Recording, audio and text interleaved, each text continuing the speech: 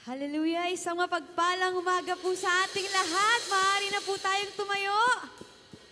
At syempre, pakibati naman po natin ang ating mga kapatid, kamag-anak, kapamilya, kaibigan ng isang mapagpalang umaga.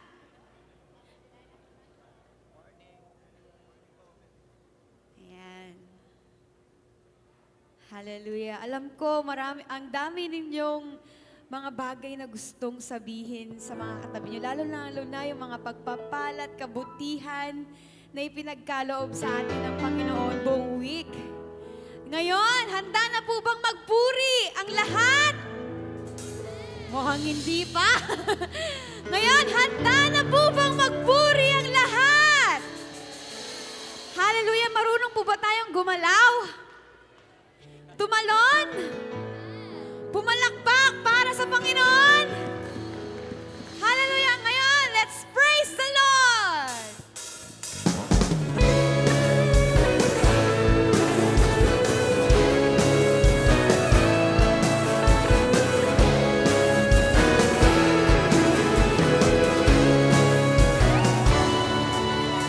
Kami ay nagkatipon sa ngalan ng Panginoon.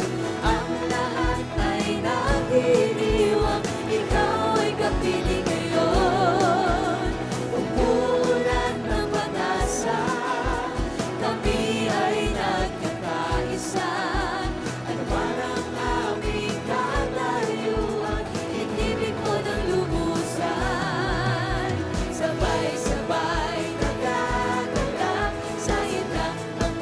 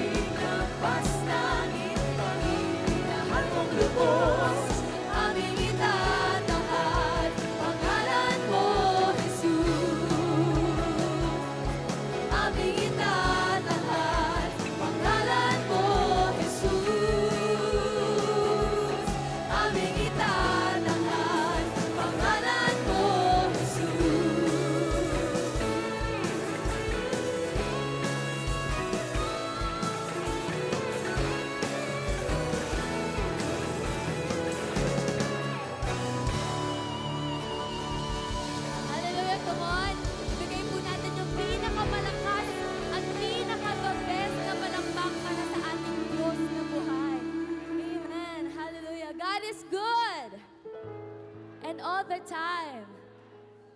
Amen. Hallelujah. Pwede ko po bang makita yung kamay ng mga pinagpala ng Panginoon? Amen. And before we continue worshiping the Lord, gusto ko lang po i-share sa inyo. Last night, as for the worship team, nagkaroon po kami ng sharing time. And it was so beautiful to hear how the Lord has been so good to each one of us sa buhay namin. This week, not just this week, but sa 2 buwan na nakalipas ng 2026. Amen. Iba't ibang kwento, iba-iba man po yung mga pinagdaanan namin, but iisa lang po yung nakita at naranasan namin. Yun po yung kung gaano kabuti at ka-faithful ang Lord sa buhay namin. Amen. Kaya today, this morning, I want you to find a partner. Amen. Sige po, yung katabi natin, or kung may makikita po kayo dyan na wala siyang kasama, pwede po natin silang lapitan. Hallelujah. Amen. Because church, I believe na yung goodness ng Lord, sinishare po yan. Amen. Hindi yan tinatago, hindi yan pinagdadamot because it is worthy to be shared. Amen. Malaki po man yan, simple or maliit, alam ko po na ang Lord, kumilos po siya sa buhay nating lahat. Amen. Kaya this morning, come on, let's share the goodness of the Lord sa partner natin. And then ipag-pray po natin sila, pasalamatan po natin ang Lord sa buhay nila. Hallelujah.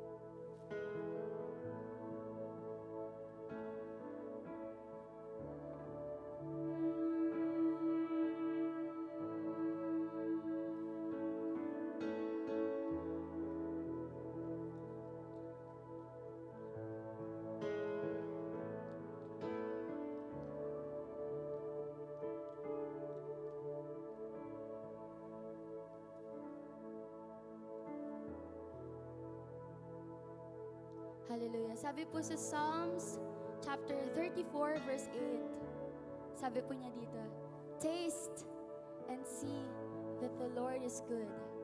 Blessed is the man who takes refuge in Him. Amen. Sobrang dami po nating rason upang magpasalamat sa Panginoon. At alam ko po, sobrang dami niyo pong gustong i-share. For this time, let's take this moment upang pasalamatan si Lord. Pasalamatan po natin siya, not just for what He has done, but for who He is sa mga buhay natin. Amen. Come on, let's worship the Lord. Awitan po natin siya. Hallelujah.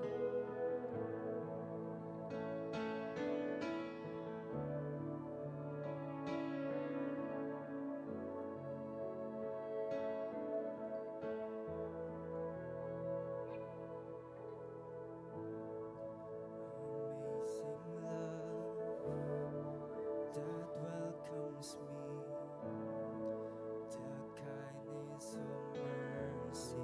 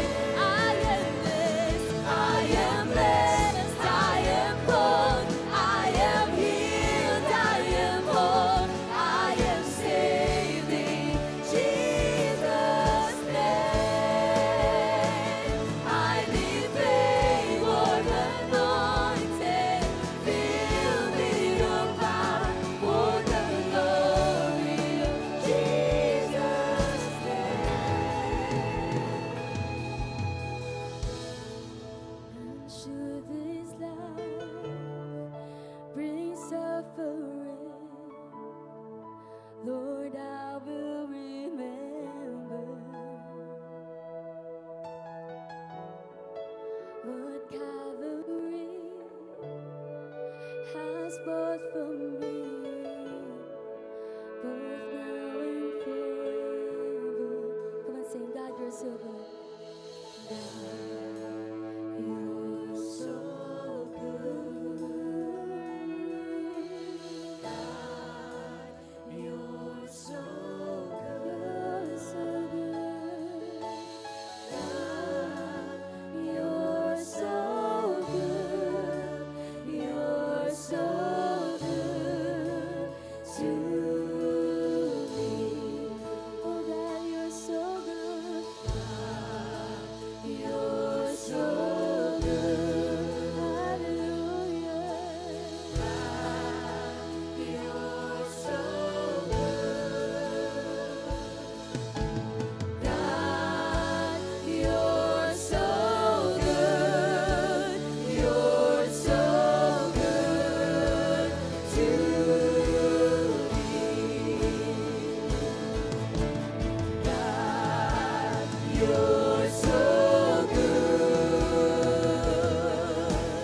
God, you're so good. God, you're so good. You're so good to me. God, you're so good. God, you're so good. Hallelujah. God, you're so good. God, you're so good. You're so good to me. I am blessed. I am full. I am healed. I am whole. I am saving Jesus' name. I need favor, anointing. Fill me your power for the glory of Jesus' name.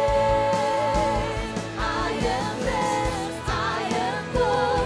I am healed. I am whole. I am saving Jesus' name. I need favor, anointing. Fill me your power for the glory of Jesus' name. I am blessed, I am full, I am healed, I am whole, I am saving Jesus' name. I need favor, anointing, fill me your power for the glory of Jesus' name.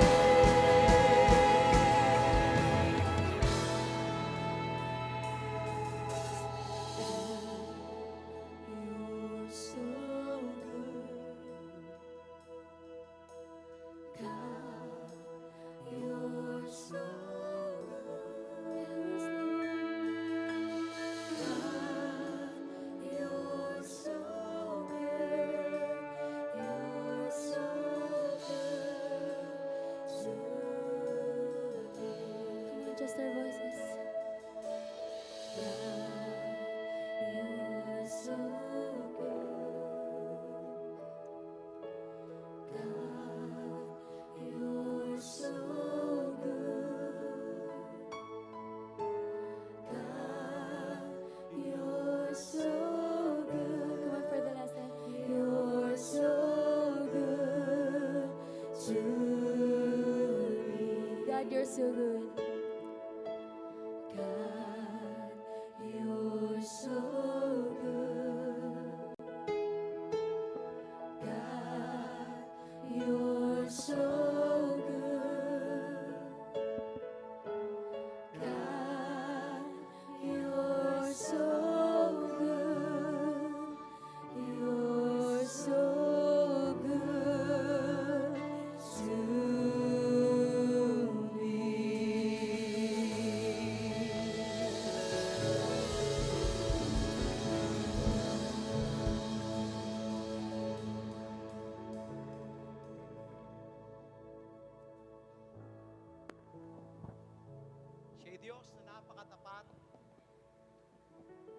Diyos na hindi nagbabago,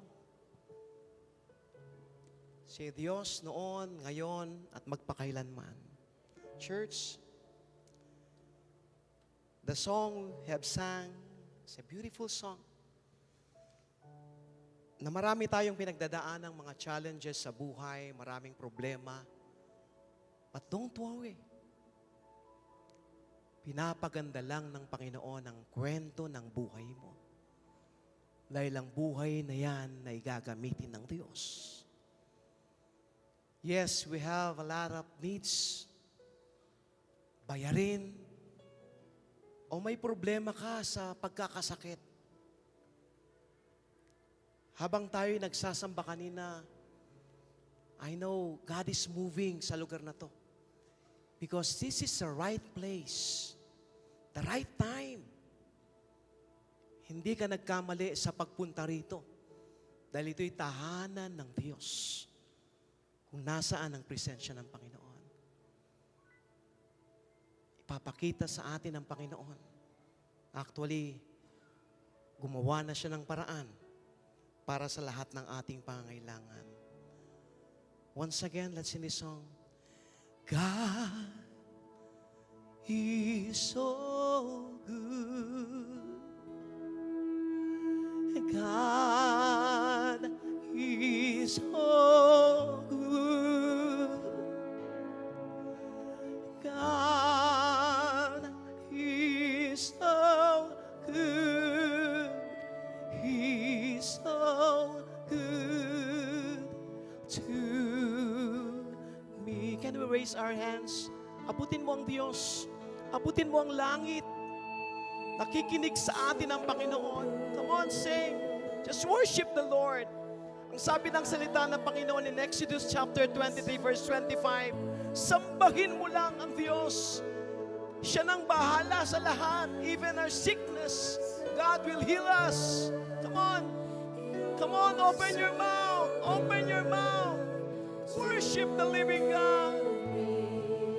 God is so good. God, you're so good. God, you're so good. God, you're so good. You're so good to me. Thank you, Lord, sa lahat ng answered prayer in Jesus' name. Amen. Amen. Makakaupo na po ang bawat isa. Amen.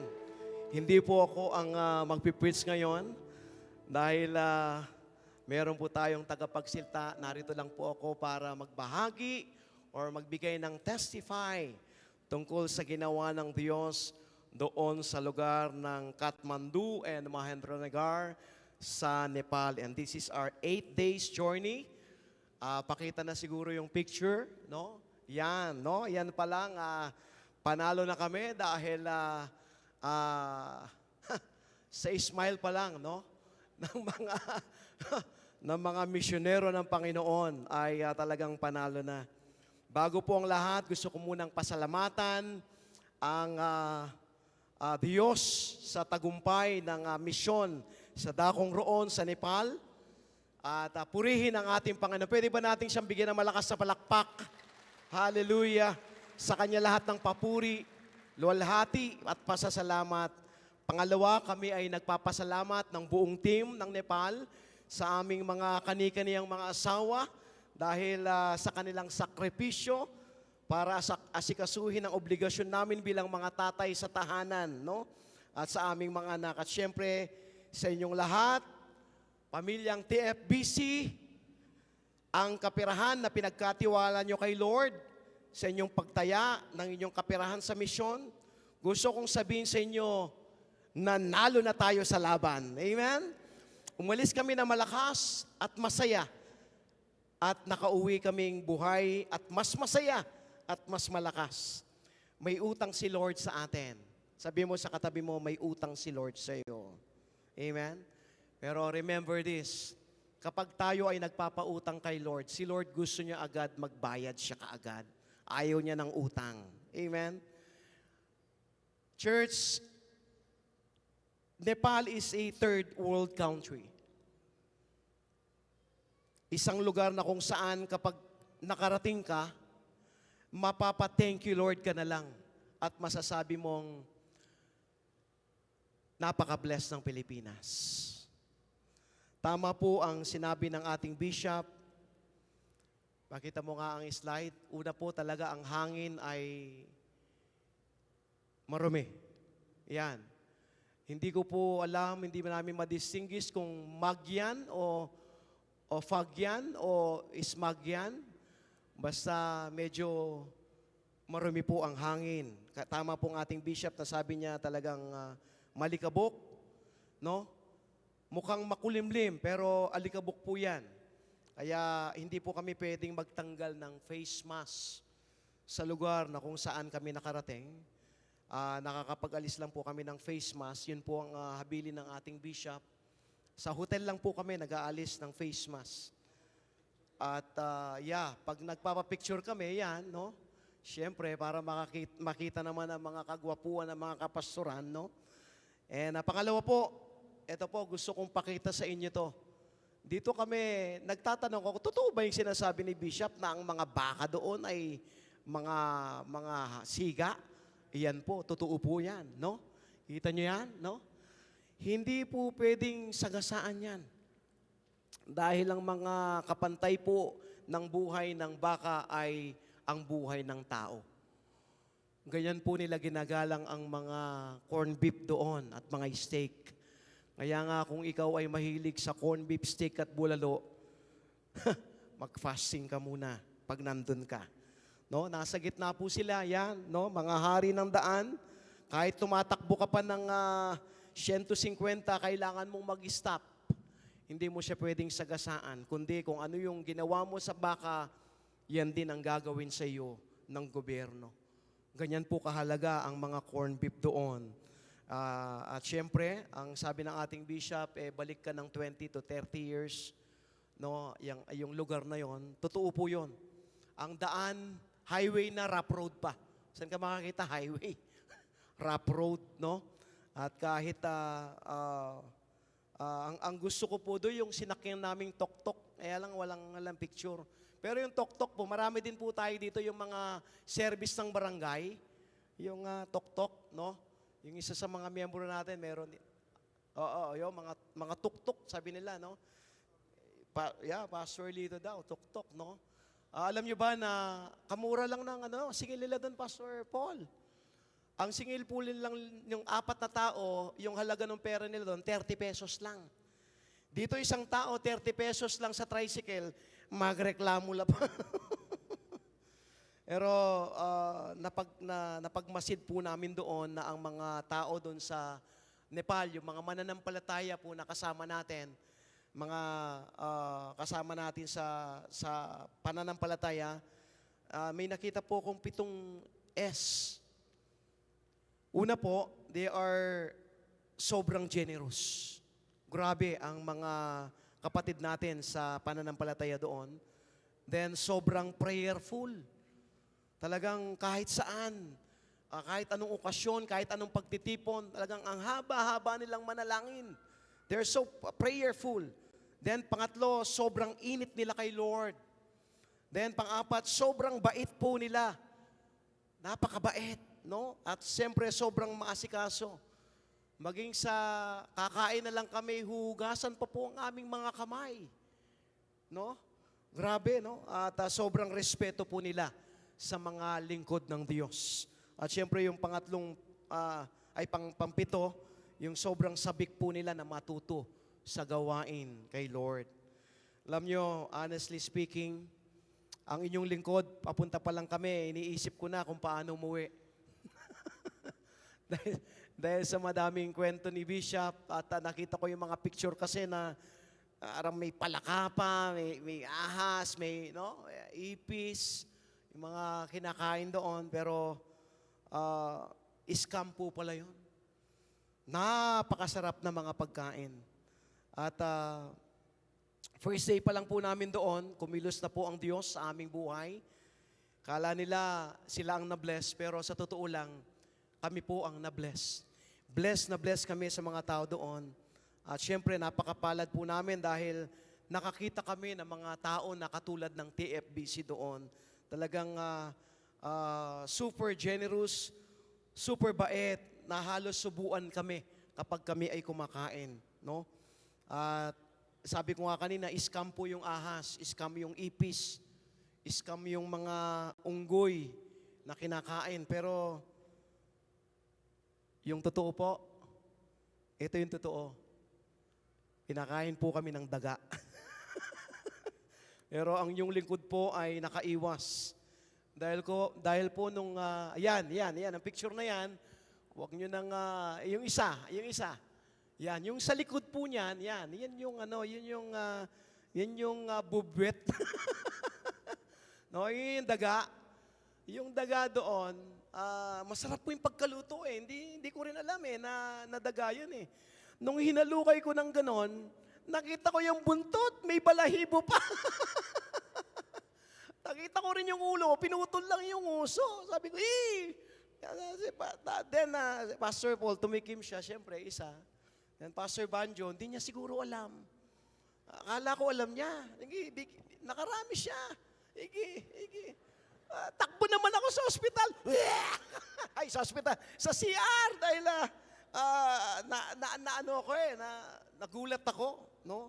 Pero alam niyo, napaka-healthy po ng food nila doon. Kayo mga daga kasi kumakain lang ng ng mga prutas at saka. Sa totoo lang po, masarap po ang mga pagkain. Ang mga kinakain po namin doon, mga biryani, chicken biryani, moton. Alam niyo po yung moton? Kambing, yan. Yan po ay moton. Yan po ay momo. Ang ibig sabihin, kambing. No? Sa loob po niyan, may kambing na malambot. Sasaw-saws lang sa sauce.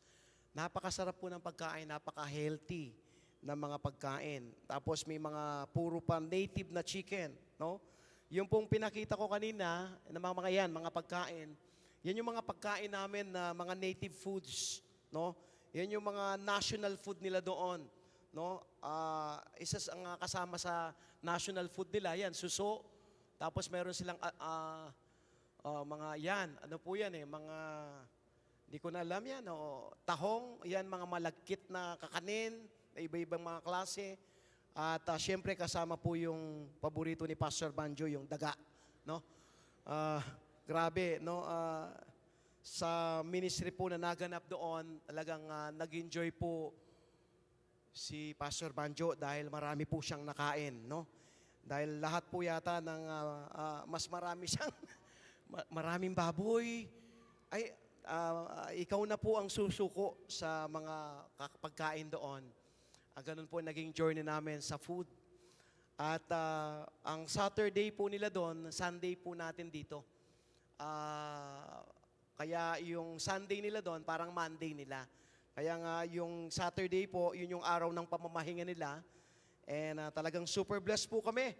The way they worship God, no? Pakita mo nga yung first day, bro, yung sa church nila, yung sa church nila, sa EGR na yan, sa hotel na yan Yan, no? Ayaw nilang umupo sa upuan. Gusto nila sa lapag lang, sa floor lang. Yan ang tradition nila, pero naka-carpet po. Then, fast forward, Sunday po, meron po kaming hindi makalimutang pangyayari na ganap sa aming buhay. Nabudol po kami, no? Nabudol kami dahil in-invite po kaming mag-bike ni Pastor Kisan. Yan, no? Ang yayabang pamandin namin kasi kala namin, sabi niya, 12 kilometers. So easy, no? Matagal na po kami hindi nagbabike ni Pastor Banjo, Pastor Paul at saka si Pastor Dan. Si Bishop lang po ang regular na nagbabike sa amin. Alam niyo po, ilan ang tinakbo namin? 40 kilometers plus. Kaya lang, habang kami ay ang daming mga bike, tumawid pa kami sa ilang kilometers yung bridge. Yan, hanging bridge. Tumawid po kami dyan. No? Binike po namin yan. Di po kami naglakad. No? Yan, forward bro. Sige. Bigay, ano mo ba yung picture? Baka sabihin nila, wala hindi nagbike si Pastor Banjo. Pakita mo si Pastor Banjo. Ayan dyan sa likod. Okay. Then after that, kaya pala ganun kahaba yung pagbabike namin. Una, dinala nila kami dun sa zoo elephant. Makikita nyo yung mga elepante ngayon. Yun, napakalaki po ng mga elepante. The biggest elephant po yata ay nasa Nepal, no? Yan, 6 o 7 o 8 po yung mga yan. At ang kinakain po niyan is 2.5 tons per day na mga gulay, dahon, ganyan po sila kalaki. Sobrang laki at di namin sila pwedeng sakyan dahil medyo aloof po sila sa tao. At pangalawa po, kaya mahaba ang aming pagbabike dahil nakarating po kami sa India. Sa boundary po ng India, no? Nakarating kami doon. Kaya lang hindi namin naabutan yung Indian kasi in-Indian po kami, no? Yun po ang totoo doon, no? In-Indian po kami. At let's move forward, no? Monday, start po ng EGR doon sa hotel. Yan, no? At very powerful. Unang araw pa lang po ng EGR, napakainit na nila kay Lord. At kami po ay pinapawisan kahit malamig roon. Dahil una sa lahat, ang salita po dapat English. Hindi naman kami hiyang sa pagsasalita ng English. Pero buti na lang magaling yung magaling ang mga nagta-translate. At kapag nagsalita ka ng English ng 30 minutes, siyempre 30 minutes din yung translator mo o mas mahaba pa. Pero alam niyo po, naintindihan po nila. Kumilos po ang Banal na Espiritu sa aming pagtuturo, sa ating pagmiminister doon. And bilang aming translator ay si Pastor Kisan. Yan po ang senior pastor ng Kanchan Church. At first day pa lang ng encounter, nagkasakit-sakit na po kami ng aking ninong doon, ilagnat, sinipon.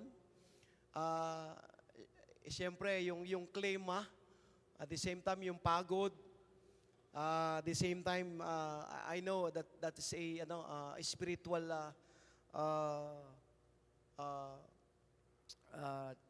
challenges sa amin na kung saan ayaw na kumilos kami sa buhay ng mga kumilos si Lord sa buhay nila. Kaya nga, praise God, at napagtagumpuyan po namin yung first day ni Ninong, naglalagnat. Then second day po, ito po yung matinding nangyari sa amin. Yung second day, si Pastor Paul, nilagnat naman siya. Ako naman, ay nagsusuka dito, nagsusuka din dito. Bago ako magturo, the topic kasi na yung first day namin, ay yung second day namin is from curse to bless. Napakatindi po ng Hinduism doon at Buddhism. Kaya nga, ginulo kami ng Diablo, especially me.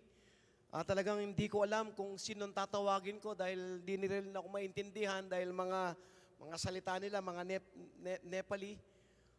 Pero nagtagumpay po ang Diyos sa aking buhay. Dahil nung pag-akyat ko po ng stage, unang bigkas ko pa lang talagang kumilos na po ang Banal na Espiritu Santo. Nagsusuka sila, umiiyak, sumisigaw, at talagang kumilos po ang ating Panginoon. At pagkatapos kong magsalita, pangalawa naman si Bishop, at nung nag-a-anoint na siya, doon pa rin, no? Umiiyak pa rin sila, nagsusuka, no? Talagang may revival na nangyayari doon sa lugar ng Mahendranagar, Nepal. At napakabuti po ng Panginoon dahil kumilos po siya. Kumilos po siya. Then lalo na po nang nagsasalita na po ang ating bishop na tinuturo na niya yung cross at yung baptism ng Holy Spirit at yung anointing. Talagang grabe ang pagkilos ng ating Panginoon. Kaya po pala kami dinala din ni Bishop kasi it's a need. it's a need. Then, lastly po, nung aming gawain doon, ay nagkaroon kami ng leadership training and nagkaroon ng divided session. Grabe ang kasabikan ng mga tao na matuto sa consolidation, matuto sa tinatawag na School of Leaders at matuto sa pagpaparami o yung tinatawag na cell group.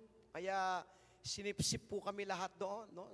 Sinipsip po kami lahat ng nalalaman, talagang exhausted kami, talagang sabik na sabik ang mga tao. By the way, ang aming pag-welcome nila sa amin doon, sinusuotan po kami ng ganito. At yan, ilalagay po nila sa aming mga yan at sasabihin nila, Namaste, Namaste. Ang ibig sabihin noon is welcome, hello, yan, Namaste. Ganun po ang sinasabi ng mga tao doon sa amin. At Church, TFBC family, salamat, maraming salamat po sa inyo. Walang tabla po kung sa Panginoon po tayo tumaya, panalo po palagi. Kaya nga sa inyong lahat, Namaste, Namaste, Namaste. God bless you po.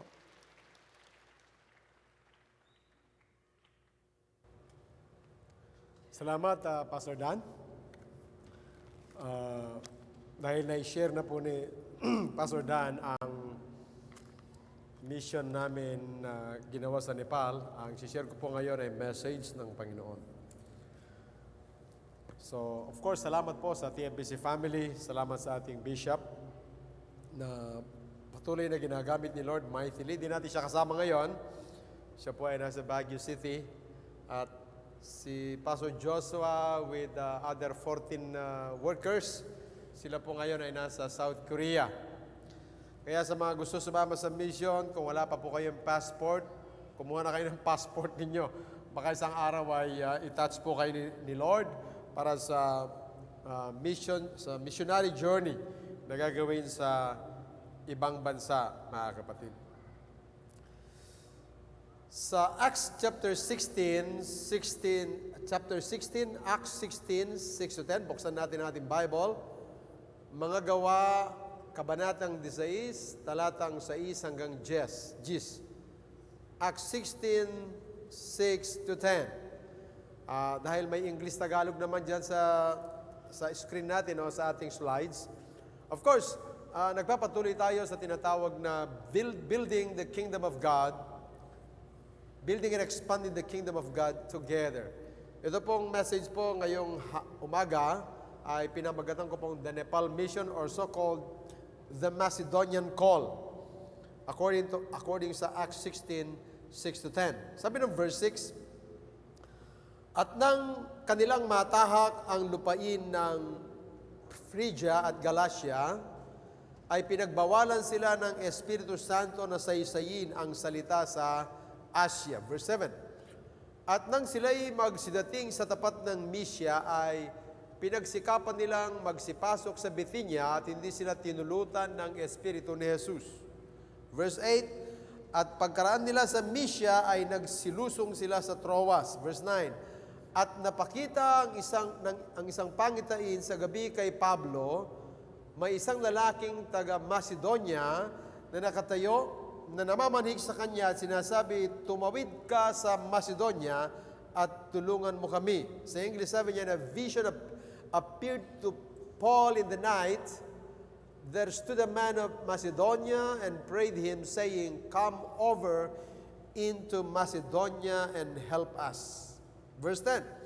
At pagkakita niya sa pangitain, pagdakay pinagsikapan naming magsiparoon sa Macedonia, na pinatunayang kami tinawag ng Diyos upang sa kanila'y ipangaral ang Ebanghelyo. Manalangin muna po tayo. Salamat o Diyos sa inyong salita na pinagpala mo na ngayong umaga sa buhay ng bawat isa at ang aking dalangin, Panginoon, ay ipaunhawa mo po sa amin ito.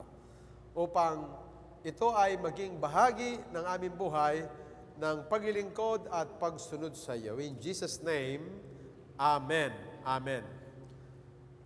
The Macedonian call, or bibigay ko ang background ng Nepal.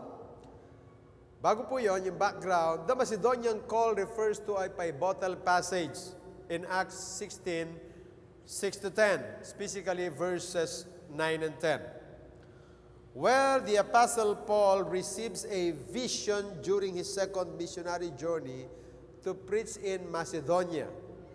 This vision of a man urging, "Come over to Macedonia and help us," redirected his mission to Europe, signifying a crucial expansion of early Christianity. Parang ang tawag na ito ay tawag ng Panginoon sa ating bishop at saka sa TFBC family.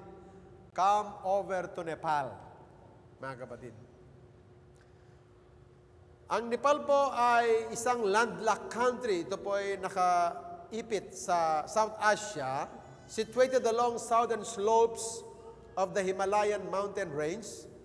It is bordered by the Tibet Autonomous Region of China to the north and by India to the east, south, and west. So, nandiyan po sa screen natin yung mapa po ng Nepal. Yan po ang Nepal. Sa bandang taas, yan po yung Himalayan mountain ranges. And then, nandiyan po ang Mount Everest, the tallest mountain in the world with 8,848 meters ang height. Ang Himalayan mountain ay hindi mo makita po kung ikaw ay nasa lupa ng Nepal. Makikita lang po ang Mount of Himalayas and Mount Everest kapag ikaw ay nasa eroplano sa taas ng ulap. Kasi yung bundok ng Himalayas at saka ni Everest ay lampas po ng ulap ang taas po niyan. No? Sa another slide, of course, yung palang sa dulo, yung doon yung Mahendranagar o kaya Bhimmathi, Mahendranagar. So from Kathmandu, so gaano ba kalayo yan? Una muna, gaano kalayo ang Nepal sa Tarlac City? Sa atin, Nepal is approximately 4,500 kilometers to 4,600 kilometers. Okay? From us, So 10 to 13 hours travel po yan. Pero sa Nepal, hindi uso po ang maaga. Yung ibig sabihin nung maagang umalis, maagang dumating. Lagi pong late yung mga aeroplano doon. 2 hours, 3 hours, mga kapatid, So pag mag-fly ka, nung galing kami ng Kathmandu, papunta po ng Mahendranagar o sa Dangadi Airport, which is domestic na po yun, na-delayed po kami ng 2 hours. Nag-uusap kami ni Pastor Dandan, kung kailan ang flight namin, Thursday, 7:30 in the morning ang flight. Ang flight namin Kathmandu to Bangkok ng Thursday ay 1:30. Duda po kami, baka ma-delay po kami ng 2 hours, 3 hours doon sa Dangadi Domestic Airport. Baka umabot kami ng alauna sa Kathmandu Airport. Mahuhuli na po kami. Okay? So, ginawa po namin, nirebook po yung aming flight, ginawang Wednesday na instead na Thursday.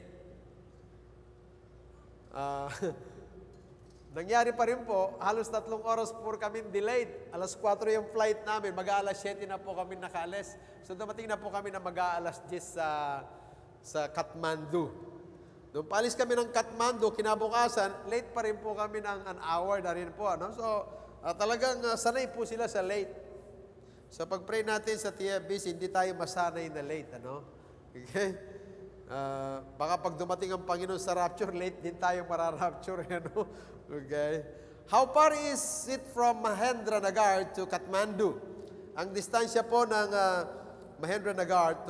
Kathmandu to Mahendranagar ay at least 387 kilometer, pero ang road distance ay almost 500 kilometers. So, ang travel doon ay inaabot din po ng 20 hours. Parang dito, pag nag-travel ka ng Tarlac, papunta ka ng Bicol region, it will take you at least 7 to 8 hours. Dahil maganda pandaan natin. Pero doon, yung distansya natin dito, yung distansya nila doon, pag nag-travel from Mahendranagar to Kathmandu, it will take 20 hours. Kasi po yung daan, sementado naman o asphalted. Kaya lang, sungka-sungka na po siya tapos pinatungan din ng asfalto. Kaya rough road po yung daan nila doon. Sabi ni Pastor Dan kanina, at least mga 30 years back tayo sa kanila. Salamat sa Diyos at meron po tayong magandang daan, pero nagre-reklamo pa rin tayo, di ba? At least meron tayong skyway and so on and so forth, mga kapatid. Okay. Mga kapatid, bakit po namin binabahagi sa inyo ito? At bakit ko ibabahagi sa inyo ngayong umaga itong tinatawag na The Macedonian Call or Nepal Mission, mga kapatid?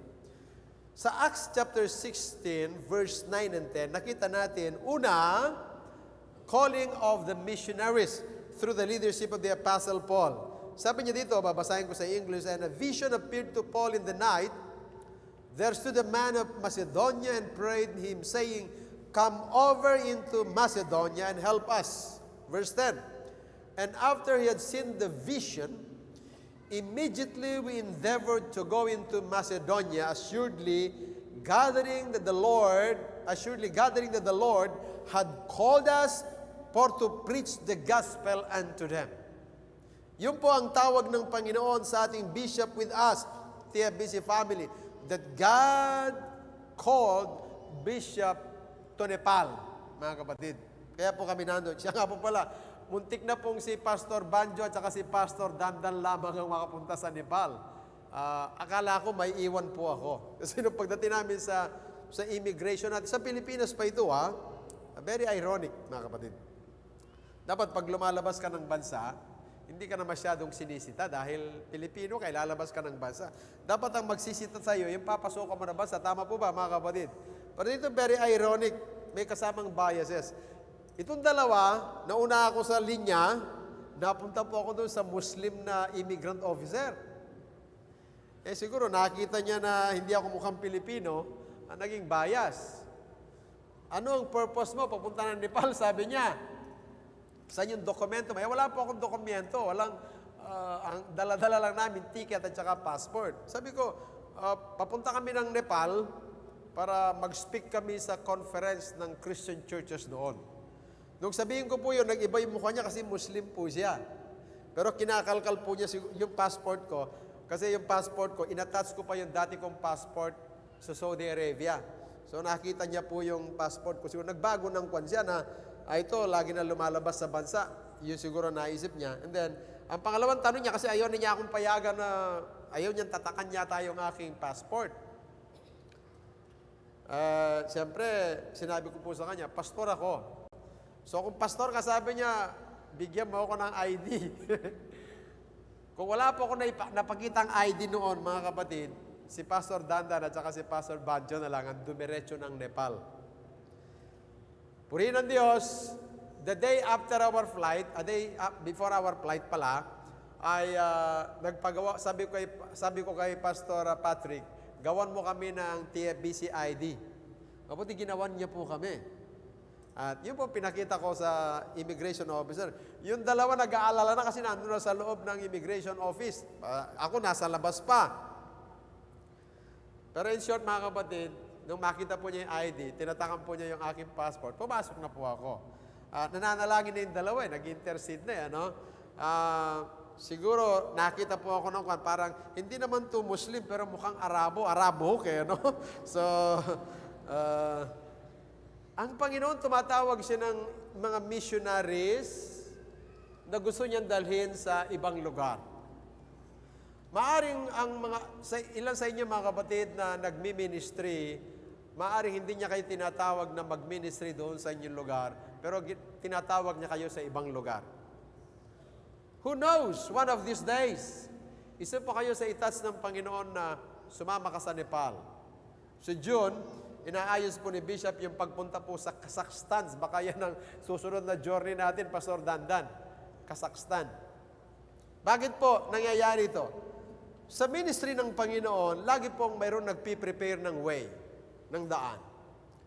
Bago po nagsimula sa ministry ang Panginoong Jesucristo, nandiyan po si John the Baptist, preparing the way. Bakit po napunta sa Nepal si Bishop?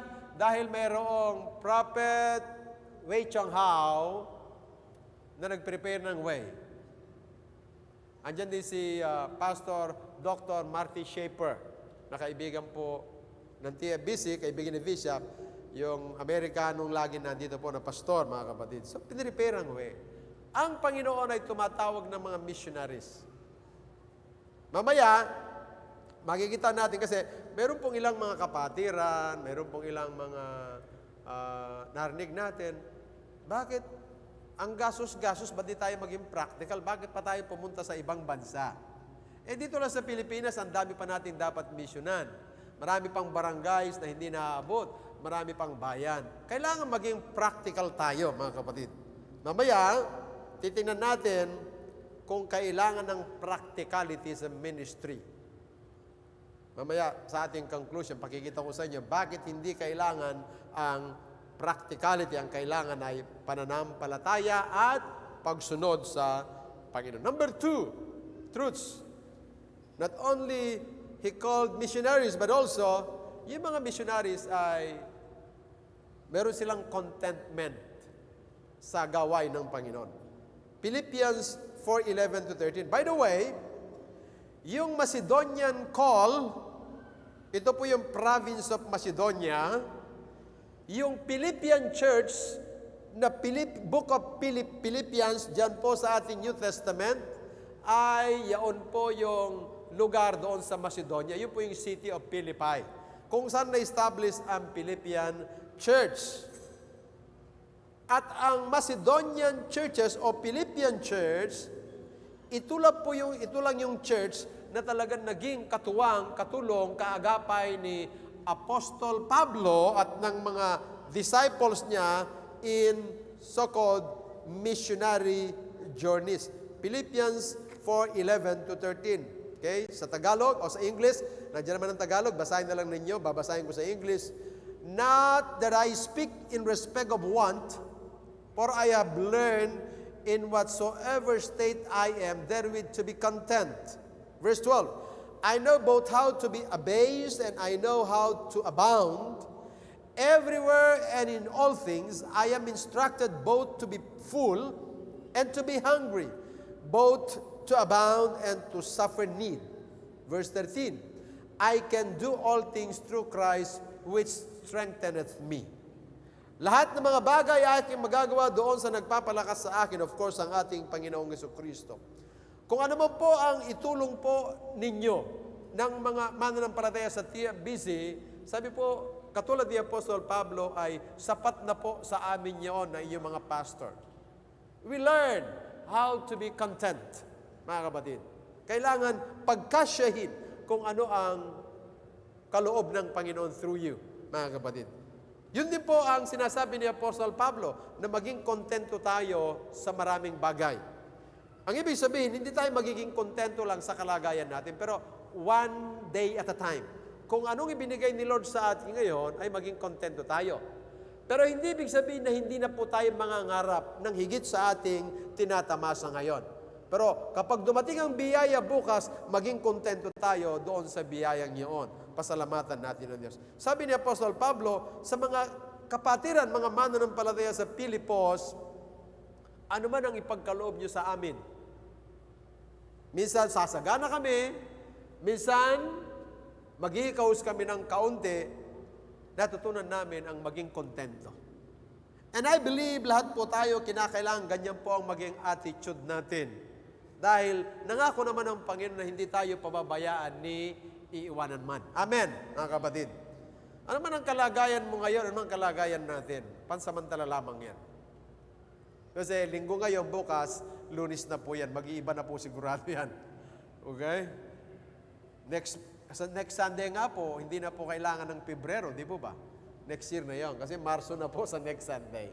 So, sa ganyang paraan, nais kong makita natin na ano man ang sitwasyon natin ngayon, pansamantala lamang po yan.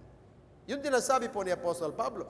Pero itong mga Philippian Christian, kahit saan pupunta si Apostol Pablo, nandoon po sila nagsusupport. Tingnan natin, the commitment of the believers. Possible ito po yung TFBC. 2 Corinthians chapter 8, 1-5. Andiyan ang Tagalog, babasahin po ninyo sa Tagalog, babasahin ko rin sa English. Moreover, brethren, we do you to wit the grace of God bestowed on the churches of Macedonia. 2, how that in a great trial of affliction, The abundance of their joy and their deep poverty abounded unto the riches of their liberality. For to their power I bear record, yea, and beyond their power they are willing of themselves. Verse 4, praying us with much entreaty that we would receive the gift and take upon us the fellowship of the ministering to the saints.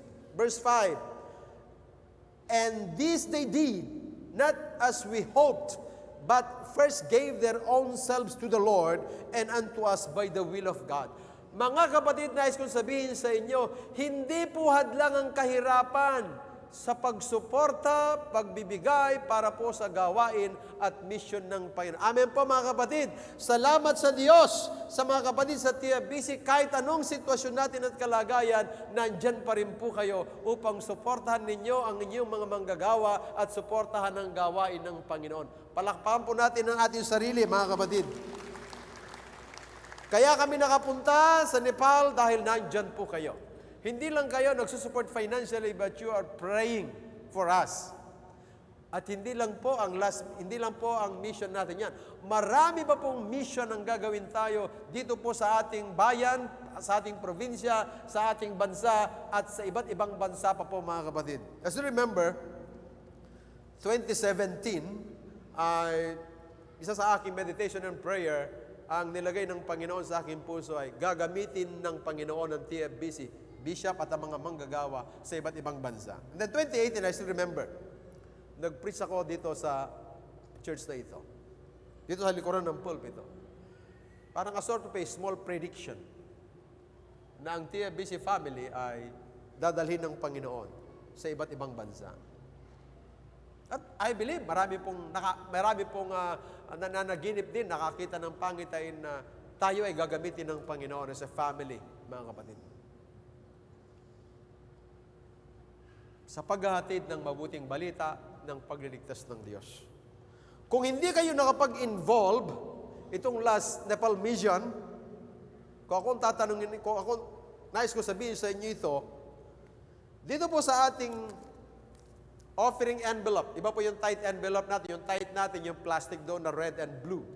Ito po nakalagay po dyan, TFBC special offering, Thanksgiving at saka yung mission offering.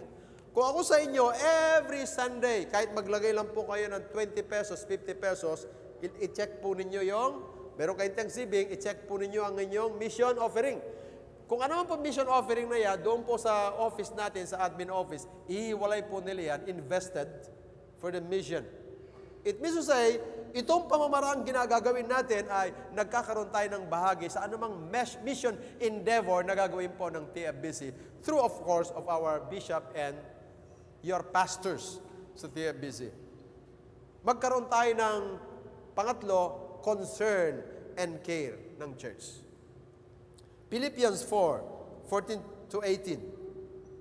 Gayunman sa Tagalog ay mabuti ang inyong ginawa na kayo'y nakiramay sa aking kapigatian, sabi ni Apostle Pablo sa mga churches in Macedonia, of course through Philippian church. Verse 15. At kayo mga taga-Pilipos, nalalaman naman ninyo na ang nanang pasimulan ang ebanghelyo nang ako'y umalis sa Macedonia.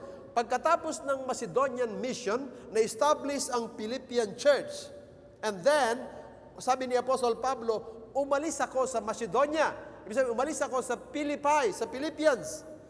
Alin mang iglesia ay walang nakipagkaisa sa akin sa pagkakaloob at pagtanggap, kundi kayo lamang. Tingnan niyo mga kapatid, itong Macedonian Christians, mga Macedonian Philippian church, napaka-generous po nila. Napaka-hospitable po nila. Praise God. Sa TFBC, pinaranas ni Lord sa atin na tayo ay pagkalooban, pagkatiwala ng abundance. Kaya naging generous tayo, naging hospitable tayo. Kaya salamat sa inyo mga kapatid, kapag may mga bisita tayo, nandiyan po tayo, nag-o-offer po tayo para po i-accommodate ang ating mga bisita na galing sa ibang bansa. Alam niyo, dahil yan po ang ginagawa natin dito sa TFBC, sa mga guests natin, alam niyo, ma-amaze kapag punta po namin sa Nepal, para kaming hari, para kaming mga prinsipe kung tratuhin po nila. Why? Kasi sabi ng Bible, kung anong itanim mo, yun ang iyong anihin. Marami na po tayong itinanim. Marami na po kayong itinanim. Sa sariling kalooban at pamamaraan ng Diyos, paaanihin po niya ang bawat isa sa atin ayon sa ating heart's desires. Amen, mga kapatid. Palapakan po natin si Lord. Sabi niya, walang alimang church, walang nakipagkaisa. How I pray in the near future, pagbalik po rito ng mga Nepali Christian o Nepali pastor, sasabihin nila, salamat sa Diyos sapagkat mayroong TFBC na tumulong sa amin kaya mayroong revival sa Nepal. Salamat sa Diyos dahil sa TFBC mayroong kaming worship center doon. Nag-spend tayo ng $15,000, sabi po ni Bishop, sa sinasabi niya sa amin, itong Nepal Mission. At later on, siya rin na magkukwento kung ano po yung ibang mga details. At nag-invest po tayo through our bishop para makapagtayo po ng church worship center nila doon. Makapag-sit siguro ng at least 500 to 1,000 seating capacity. Kasi meron na po silang lote. Sabi ni Bishop, gawin nyo at least 1 hectare, bilhin ninyo ang pwedeng mabili. Mga kapatid, kaya kung sino man ang gusto sumama sa inyo in the near future sa mission, punta lang kayo sa Mahendra Nagar, makita nyo rin yung parang prototype model ng TFBC. Naalala kasi, yung mga kapatid doon sa Nepal, kung gaano po sila kagutom sa Panginoon, sa salita ng Diyos, sa revival. Naalala ko, 30 years ago or 26 years ago, nung magsimula po tayo sa EGR, that was year 2001, na talagang kahit saan tayo utusan ng Panginoon, pumupunta tayo, kahit anong hingin ng Panginoon sa atin, binibigay po natin, ganun po sila kasugapa. Hindi ako masyadong gumagamit ng mga words na ganyan dito sa likuran ng pulpit o Barenyat. Yung word na yon, yun ang appropriate para sa mga kapatid na yon, mga nandoon sa Nepal. Gaano po sila kasugapa sa Panginoon. Gaano sila katindi sa welcome sa mga lingkod ng Panginoon. Katulad po ng Philippian Church. At least, ito pong church natin sa TFBC ay ma-identify po tayo sa Philippian Church. Amen! Verse 16, sapagkat sa Thessalonica ay nagpadala kayong minsan at muli para sa aking kailangan. Napaka-generous po ng Philippian Church.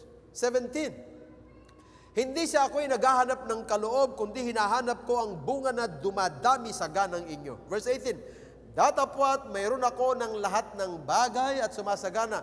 Ako'y busog, palibasa'y tumanggap kay Epaprodito na mga bagay na galing sa inyo, na isang samyo ng masarap na amoy, isang handog na kaaya-aya na lubhang kalugod-lugod sa Diyos. Mga kapatid, every time pala na tumulong tayo sa gawain, mag-invest tayo sa gawain, sabi ng Bible, isang samyo ng masarap na amoy, isang handog na kaaya-aya na lubhang na kalulugod sa Diyos. Amen. Every time na malugod ang Diyos sa ginagawa natin, humanda ka kapatid, humanda po tayo.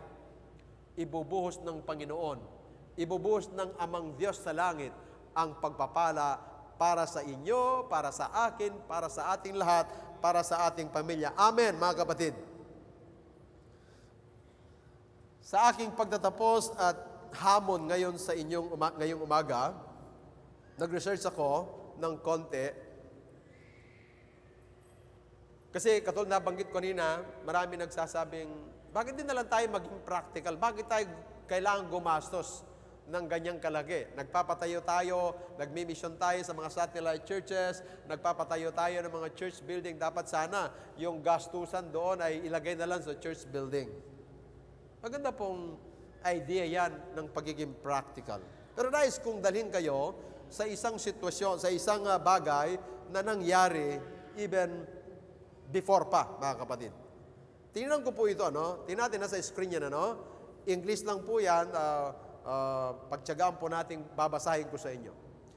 The expenses of Southern Baptist missionaries in the Philippines from 1948 to the present have transitioned from direct American-funded establishment costs to supporting a mostly self-sustaining Filipino-led movement with current costs averaging around $62,000 annually per long-term missionary support. Alam niyo ba mga kapatid, $62,000 ang budget ng Southern Baptist Convention sa US Southern Baptist Convention, na kung saan ang ating church, Thea Visit Tarlac First Baptist Church, ay kabilang po tayo sa Southern Baptist Convention, of course, ng Amerika at ng Pilipinas. So, dito sa atin, Luzon Convention of Southern Baptist Churches. Sabi niya rito, mga kapatid, $62,000 ang support ng isang missionary. Kung mayroong 100 missionary ang Southern Baptist sa buong Pilipinas, 62 times how much? 100. Ilan po lahat yan? $620,000. Magkano po ang $620,000? Times 60. That is, at least magkano po yan? 36 million? Tama? More or less 36 million pesos every year ang ini-spend sa mga missionaries. 1948 pa po yun. Mula 1948. Tayo, nag-spend lang po tayo ng $15,000. Historical expenses from 1950s to 1990s. Early post-war construction. Following the 1950s, cost included rebuilding, constructing new churches, and establishing seminaries. For example, a church parsonage built in the 1970s cost $73,500. Pag sinabi pong parsonage, naalala nyo yung natin, New Old Sanctuary. Yung likod po niyan, parsonage po yan. Yung training center, parsonage. Pag sinabing parsonage, tirahan ng pastor at ng kanyang pamilya. Si Bishop, Pastor Frank, dati, hindi po tumira yan sa parsonage. Kami po ni na Ate Jod ang nakatira sa parsonage noong mga 83-84. Nagpastor po kami ni Sister Susan sa Bamban, sa Angeles, sa Pampanga.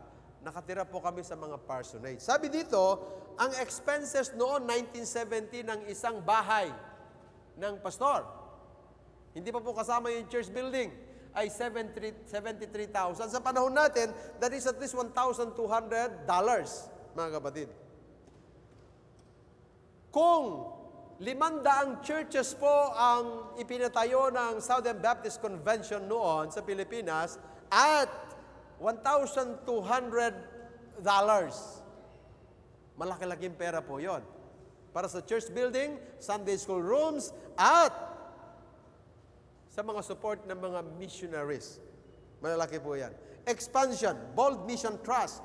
During the 1970s and 80s, the Southern Baptist Convention Bold Mission Trust aimed to fund massive worldwide expansion, which included increasing the number of missionaries and, by extension, funding their living expenses, housing, and ministry costs.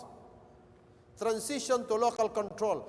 By the 1980s and 90s, the focus shifted from funding expatriate lifestyles to supporting national leaders and indigenous pastors' notes. Okay, lampasan ko. Modern cost, 2000 to present.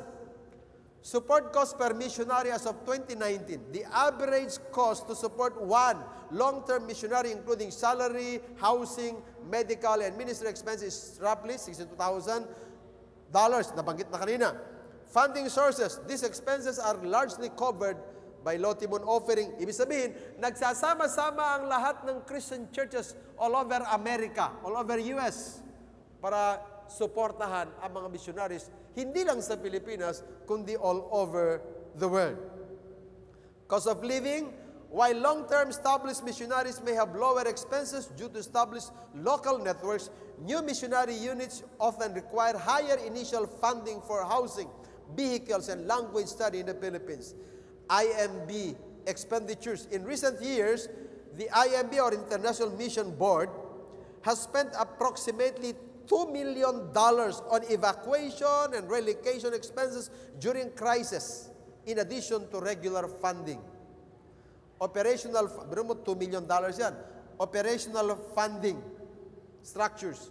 Meron pong cooperative program na nabanggit ko kanina, nagbibigay po ng loan program ang Southern Baptist Convention sa mga Baptist churches, Southern Baptist churches around the Philippines, mga kapatid.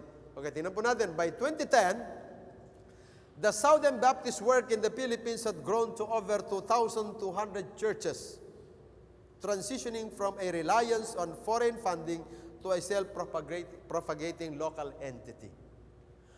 Kung hindi po nagkaroon ng puso ang mga Amerikano, American Christian churches, Southern Baptist churches in US, upang mag-mission all over the world at kasama po ang Pilipinas, wala pong TFBC ngayon. They spent millions, not only millions, but even billions of dollars para maabot lang kayo at ako. Para maabot lang ang maraming Pilipino sa ating bansa, mga kapatid. They spent that much. Tayo nagsisimula pa lang tayo. Kaya, yung pong salitang practical ay hindi po natin pwedeng gamitin ngayon. Kung naging practical ang mga Amerikano, hindi na po sila umalis sa kanilang bansa. Amen. Pero hindi po sila practical. Sila po'y masunurin sa tawag at calling ng Panginoon. Kaya nga po, kapag may mission po tayo sa ibang barangay, sa ibang bayan, sa ibang probinsya, sa ibang bansa, lalo na, huwag tayong mag-atubili. Kahit yun na lamang na alam natin kakailanganin natin, ay pwede po nating invest katulad po ng Macedonian believers.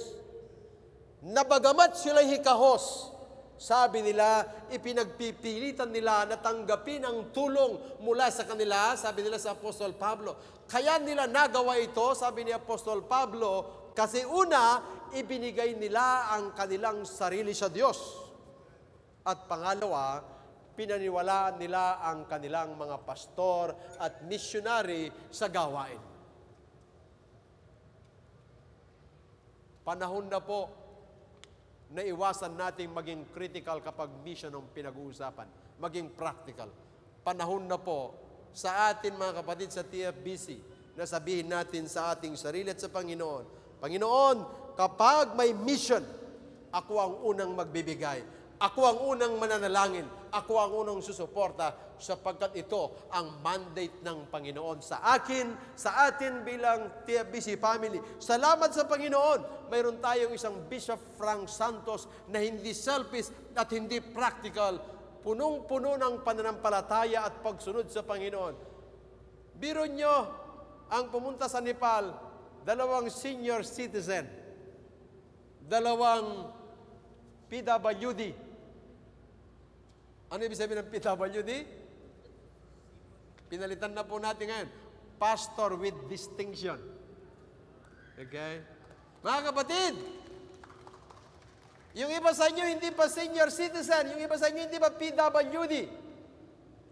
Pero nyo sa Bible, sabi ng Panginoon, tawagin ang lahat. Sabi ng mga alagad, ayaw po nila, di ba? Doon sa tinatawag na feast, tawagin lahat na nasa, ang na-qualify, mga PWD. Mga nasa lansangan. Yung mga nasa magagandang bahay, ayaw nilang pumunta sa, ayaw nilang magsakripisyo. May magandang sakyan, siyempre ayaw nilang magsakripisyo. But yet, through our obedience, lalo po natin maranasan ang pagpapala ng Panginoon. And then here comes yung Philippians 4:19. Sabi ng Philippians 4:19 sa English, but my God shall supply all your need according to His riches in glory by Christ Jesus. Ang Philippians 4:19, pasensya na po kayo, nais ko kayong i-remind, hindi ito para sa lahat ng mananampalataya.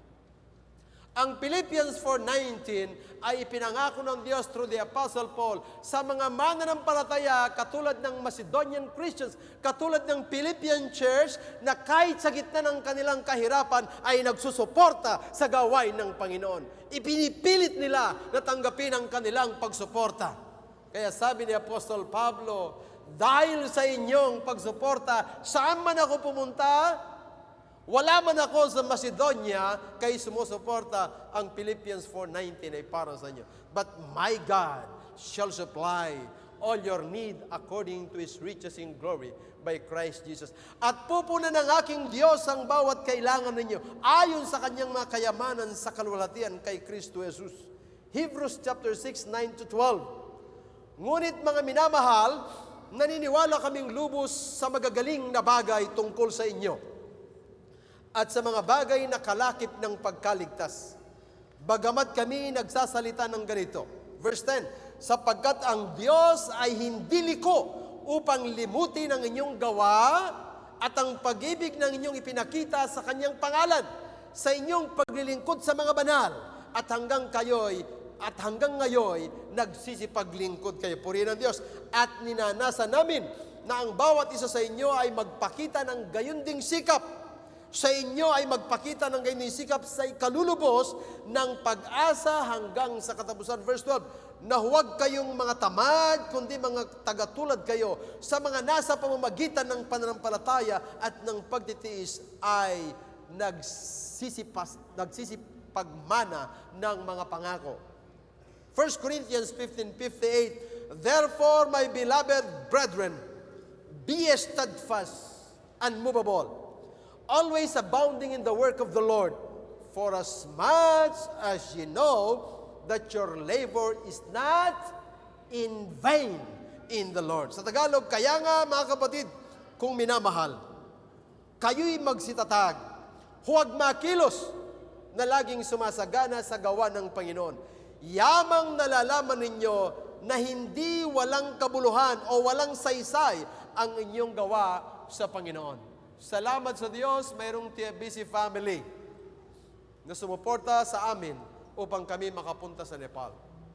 Salamat sa Diyos dahil mayroong TFBC family na nananalangin. At salamat sa Diyos sa mga darating na panahon na pagmimisyon na gagawin natin sa iba't ibang panig ng Pilipinas at sa iba't ibang panig ng mundo, nandyan po kayo, nakikiisa, katulad ng mga Macedonian Christian. Amen, mga kapatid. Palakpakan po natin ang ating mga sarili.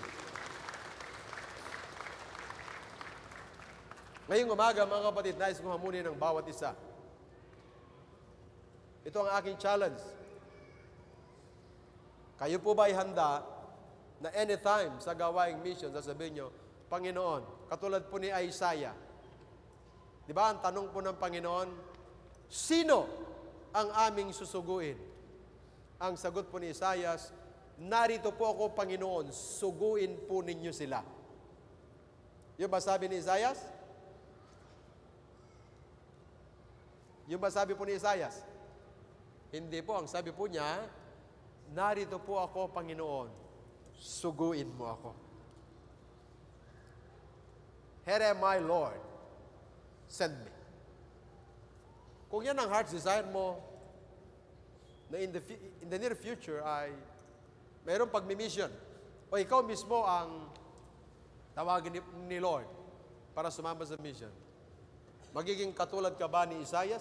Magiging katulad ka ba ni Apostol Pablo nang tumawag yung taga-Macedonia? Halik kayo! Puntahan ninyo kami! Kailangan nyo kaming tulungan. Nandun po ba tayo? Handang humayo at tumulong?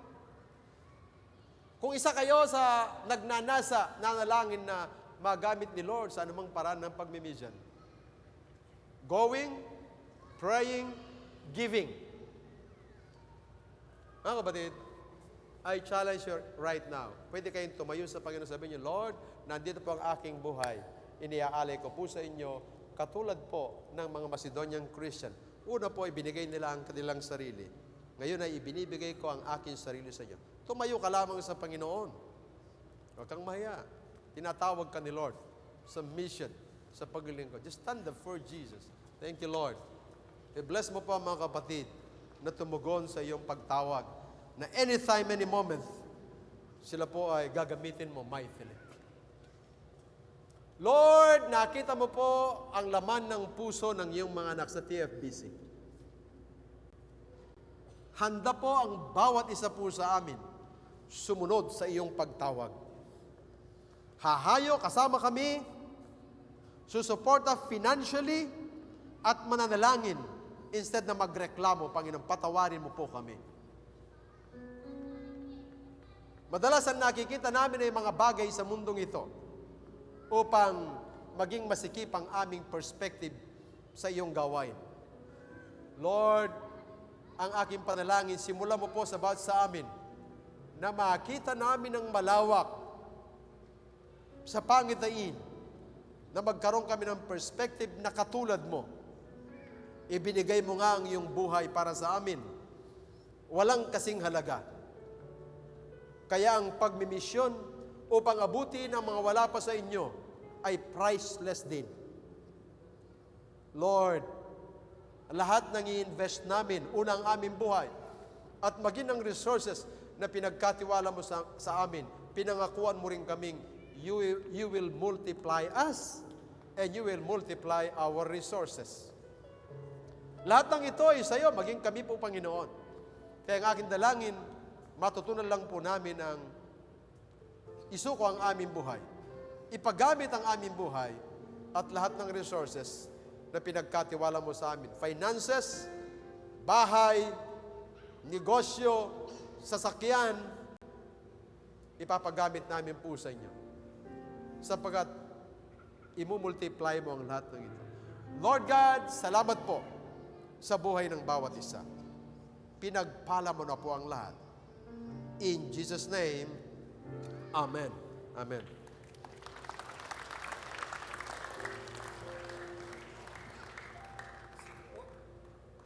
Sige po. Hallelujah. Wow. Sige po, minsan pa, bigyan natin ng malakas sa palakpak ang ating Diyos sa dakil at tapat. Wow, napakabuti po ng ating Diyos. Are you blessed, AFBC family? Then if you are blessed, shout hallelujah! Wow, sige po. At sa oras pong ito ay kahit nakaupo po kayo, pwede po natin itaas ang ating mga ikapathandog sa Panginoon. At iwagay-iway po natin yan. Tayo po'y manalangin. Dakilang Diyos, maraming salamat na pinagpalaw niyo na po ang aming buhay, nangigit pa sa aming inaasam.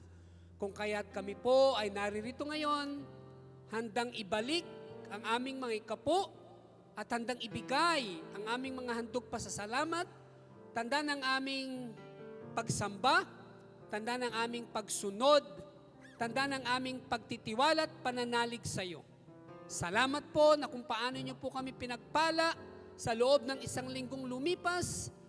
Lord, gayon din po, higit pa sa darating na buong isang linggo ito sa aming buhay, sa aming pamilya, maging sa aming kabuhayan. Salamat po, O Diyos, at ito'y magsilbing mabangong amoy sa iyong banal na harapan at magamit sa ikalalawak at ikalalago ng iyong gawain dito sa lupa, lalo tigit Panginoon, dito po sa TFPC. Salamat dahil iyon ang binuksan ang durungawan ng langit at iyon na pong ibinuhos ang masaganang biyaya at pagpapala sa aming buhay, maging sa aming mga sisidlan.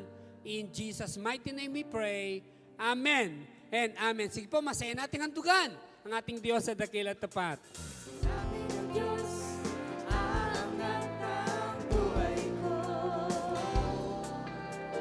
Sabi ng Diyos, sasagana ang buhay ko. Iyan ako'y magsasaya. Pagkat sinabi ng Diyos ay sinabi niya, di ko bibitawan ang lahat ng pangako niya.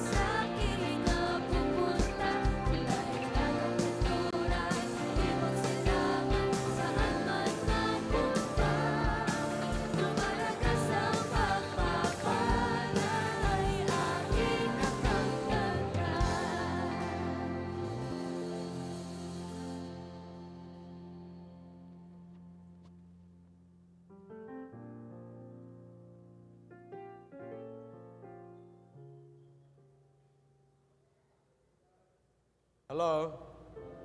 Amen. So sa ating announcement, of course, nagpapasalamat tayo sa Panginoon dahil yung matagumpay na EGR at mission sa Nepal, nagkaroon tayo ng 114 delegates doon sa EGR, 2 days. And then yung conference, meron tayong 90 pastors and workers na nag-attend. So, half-day leadership conference.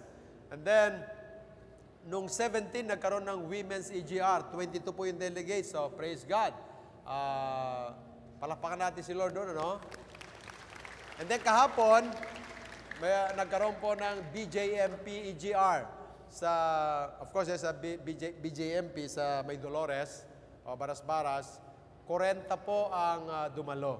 At magsisimula sila ng post-encounter by next week, mga kapatid, ano? And then, yung mix EGR na ang schedule ay February 27 and 28 ay kinancel ko po. Minove ko po siya ng March 6-7 para magkaroon tayo ng pagkataon dahil wala yung mga pastors natin. 15 pastors natin and workers ay nasa South Korea this time. Okay? So, I believe wala na pong ibang announcement. Meron pala, isa pa, meron tayong immersion sa next week na. 3, 4, and 5 yata. Pero hintayin na lang po nyo ang mga final announcement. Okay, ngayon po nais po nating i-recognize ang ating mga first-time guests or visitors o mga VIPs natin. Kung kayo po ay nandyan, pwede pong tumayo lang kayo and we can pray for you. Meron po ba mga bisita for the first time? Ayan, palapakan po natin sila mga kapatid. Okay? So, hindi na po natin sila papupuntahin sa harapan. Pag-pray po natin sila. And then, mga ushers ay pakidala sila doon sa consolidation area, mga kapatid. Okay? So, meron pa po ba? Ayan sila. Tapos dito po sa bandang kanan, meron po. Ayun po. Okay? So, pwede po bang extend natin ang kanilang kamay sa kanila? Shall we pray for them? O aming Diyos na makapangyarihan sa lahat, salamat po sa buhay ng aming mga bisita.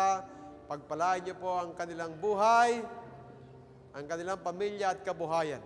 Salamat po na magiging maayos po ang kanilang spiritual na buhay dahil makikilala kanila ng lubusan bilang Panginoon at sariling tagapagligtas. Salamat po sa iyong pagkilos sa kanilang mga buhay. In Jesus' name, Amen. Amen. Mga ushers, please, pakidala sila doon. Okay, tayo pong lahat ay tumayo para po sa ating closing prayer and benediction. Taas po natin ating mga kamay.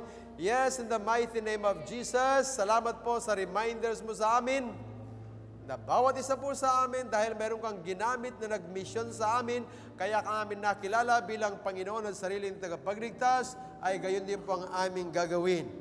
Susuporta sa mission, mananalangin para sa mission, at mag-involve sa mission, Panginoon. O aming Diyos, salamat po nitong buong linggo ay patuloy kang kikilos sa aming mga buhay, ang pagpapala mo sa aming mga buhay this week, Panginoon. O aming Ama, salamat po sa inyong dakilang pag-ibig sa amin sa bawat araw. Salamat sa pagpapala ng Panginoong Jesucristo. Salamat sa pakikiisa, salamat sa kalakasan, kalusugan, at kapayapaan na bigay ng banal na Espiritu sa bawat sa amin. In the name of the Father, and of the Son, and of the Holy Spirit, ang lahat ay magsabi ng Amen! Amen! Magandang umaga po sa bawat isa. Pinagpala na po tayo ni Lord.